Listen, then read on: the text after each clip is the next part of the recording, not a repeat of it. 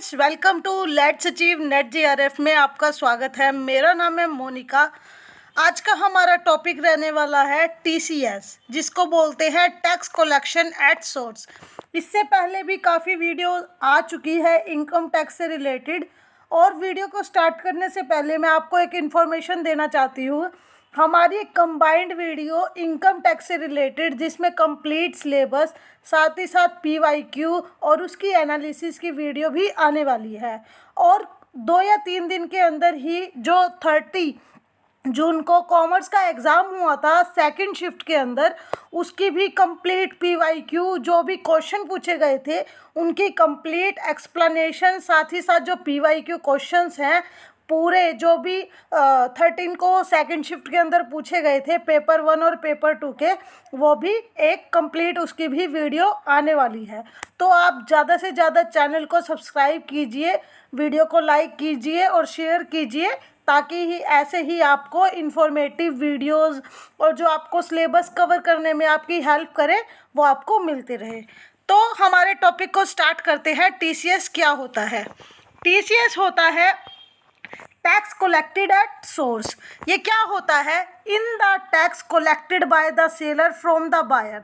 ये क्या है? ये कलेक्ट किया जाता है सेलर के द्वारा बायर से। जब सेलर अपनी किसी चीज़ को या किसी गुड को सेल करता है, तो जिसके ऊपर आपका टीसीएस बनता है, तो जो सेलर है वो बायर से उसको कलेक्ट करता है अपनी सेल की हुई गुड के ऊपर। Seller from the buyer on sale so that it can be deposit with the tax authorities. मतलब वो बायर से कलेक्ट करता है और जो टैक्स अथॉरिटीज़ है उसको वो डिपॉजिट कर देता है। Section 206 C of income tax act govern the good on which the seller has to collect tax from the buyer. ये 206 सी सेक्शन है, उसके अंदर बताया गया है किन चीज़ों पर सेलर जो है वो टीसीएस को कलेक्ट करेगा बायर से। Such person must have the tax collection account number to be able to collect TCS. मतलब जो सेलर है उसके पास टीसीएस अकाउंट नंबर भी होना चाहिए, कि वो जब बायर से उसको टीसीएस को कलेक्ट करेगा तो उसके पास उसके लिए टैक्स कलेक्शन अकाउंट नंबर होना चाहिए। एग्जाम्पल से समझते हैं, जैसे किसी सेलर ने 100 रुपये का प्रोडक्ट सेल किया, तो जो बायर है उसकी एक्चुअल कीमत 80 है प्लस 20 रुपीज़ है, जो वो सेलर टीसीएस के रूप में उससे कलेक्ट कर रहा है, और फिर सर्टेन अथॉरिटी को वो जो पेमेंट है वो टीसीएस की वो ट्रांसफ़र कर देता है। वो पेमेंट कब कलेक्ट करता है? जब ट्रांजैक्शन हो रही है या पेमेंट को रिसीव कर रहा है जो सेलर है वो कैश के रूप में, या इशू किया गया है चेक या ड्राफ्ट दिया गया है, उस टाइम टीसीएस को कलेक्ट किया जाता है जब पेमेंट होती है बायर से। बायर जब पेमेंट करता है सेलर को, तब टीसीएस को कलेक्ट किया जाता है और बाद में जो टैक्स अथॉरिटी है उसको वो ट्रांसफ़र कर दिया जाता है।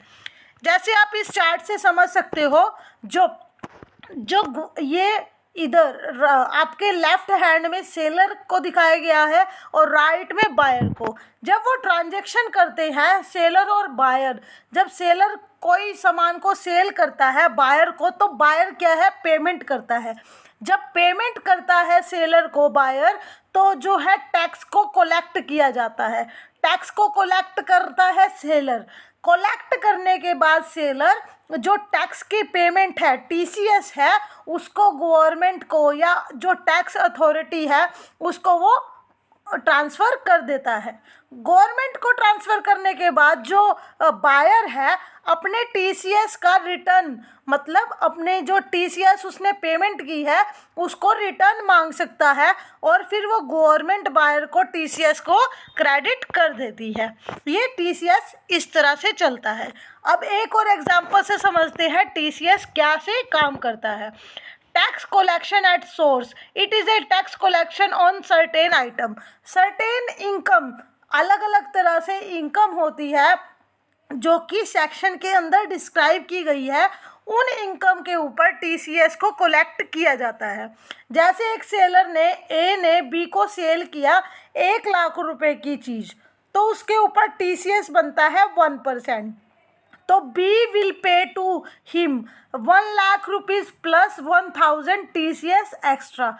मतलब 1 लाख रुपए की जो चीज़ है उसके ऊपर जब 1% टीसीएस बनता है, तो जो बायर है बी है, तो वो 1 लाख रुपए प्लस 1000 टीसीएस जो सेलर को है उसको पे करेगा। सेलर को पे करने के बाद है जो सेलर है वो डिपॉजिट कर देगा उस 1000 रुपये को जो टीसीएस के रूप में उसने रिसीव किया है, गवर्नमेंट को वो पे कर देगा।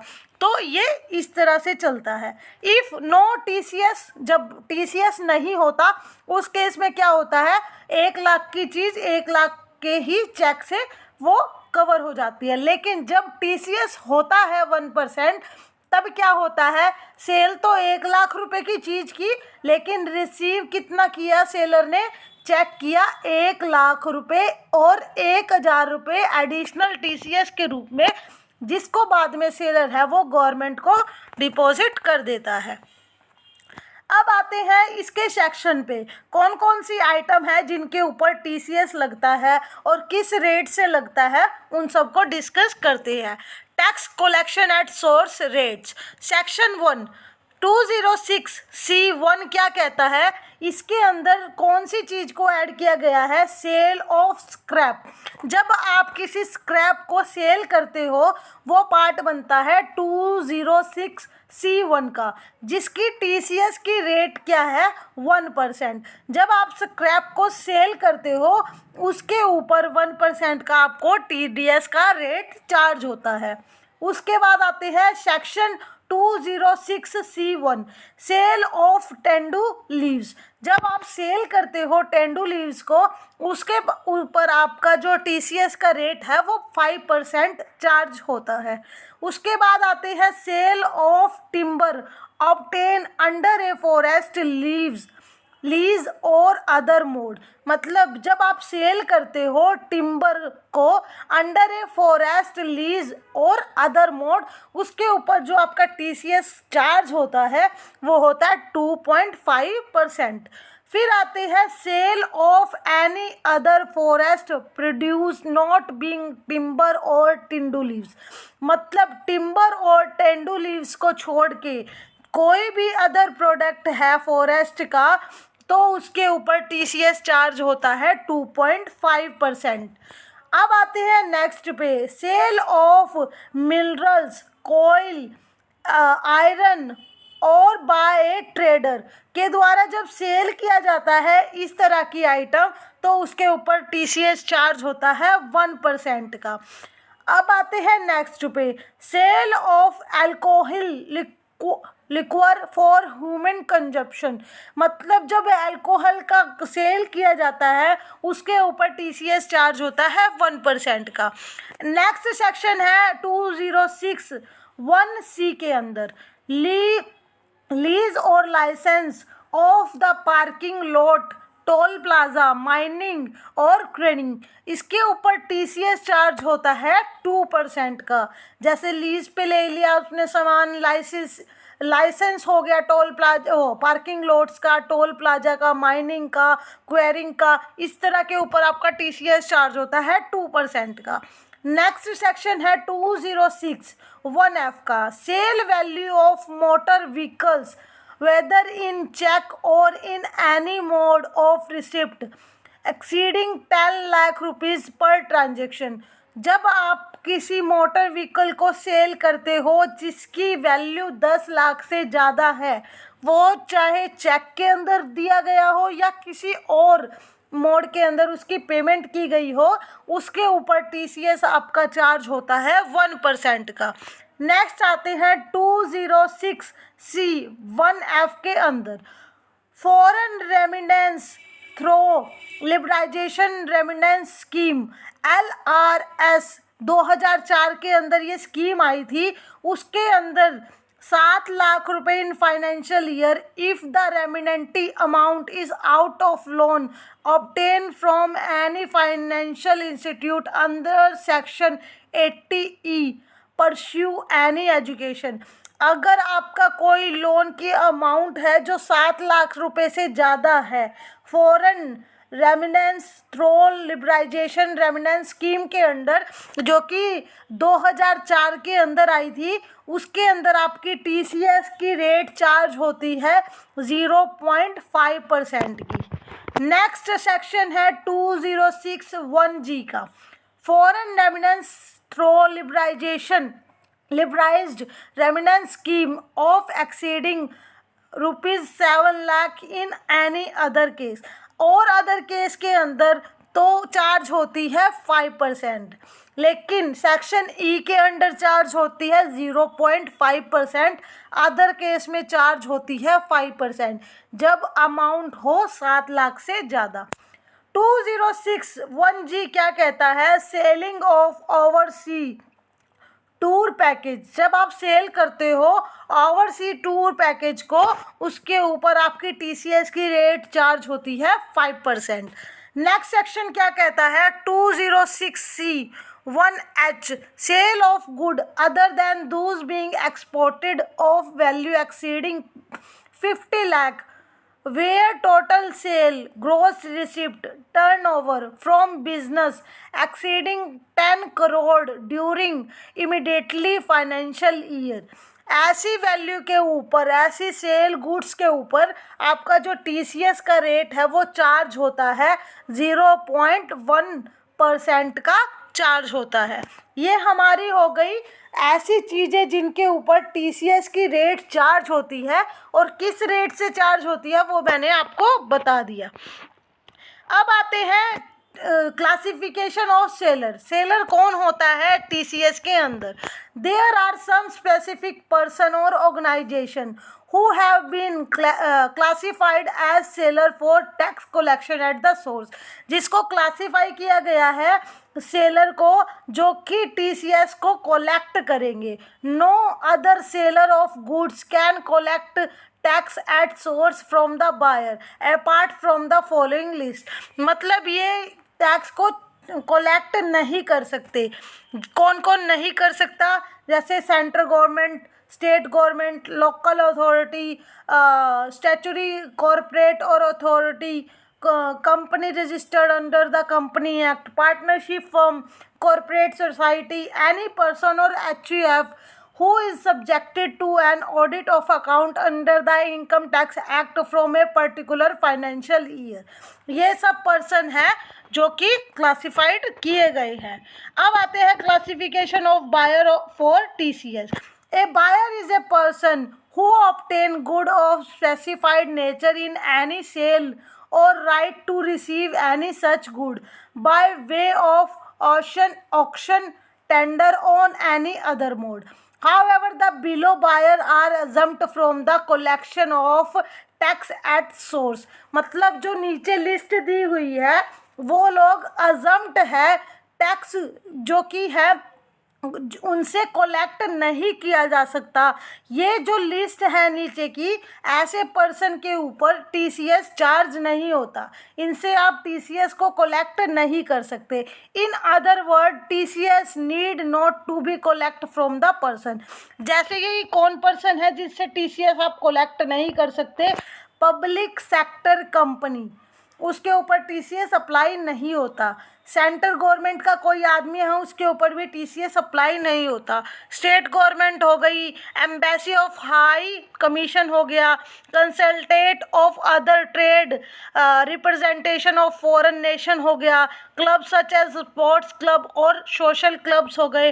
Where resident by utilized such purchase for the purpose of manufacturing, processing or producing articles or thing, or for the purpose of generation of power, not for trading, and give this declaration in written in duplicates। मतलब ऐसा person जो resident है और manufacturing के purpose से वो सामान को ख़रीद रहा है, मतलब वो उसका ट्रेड नहीं कर रहा, उससे वो कुछ ना कुछ जनरेट कर रहा है, उसके लिए उसका जो रिटर्न का डिक्लेरेशन है वो ज़रूरी है। उस केस में भी टीसीएस उनके ऊपर अप्लाई नहीं होता।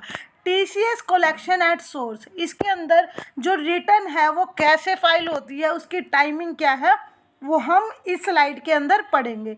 Filing of TCS return as per provision of Rule 31AA, every collector of TCS is required to furnish TCS return in Form 27EQ, और the time limit for furnishing the quarterly TCS return, उसकी due date क्या है। जब आपकी transaction होती है अप्रैल से जून के लिए, तो आपकी जो टीसीएस की ड्यू डेट होती है फाइलिंग टीसीएस रिटर्न की, वो होती है 15 जुलाई।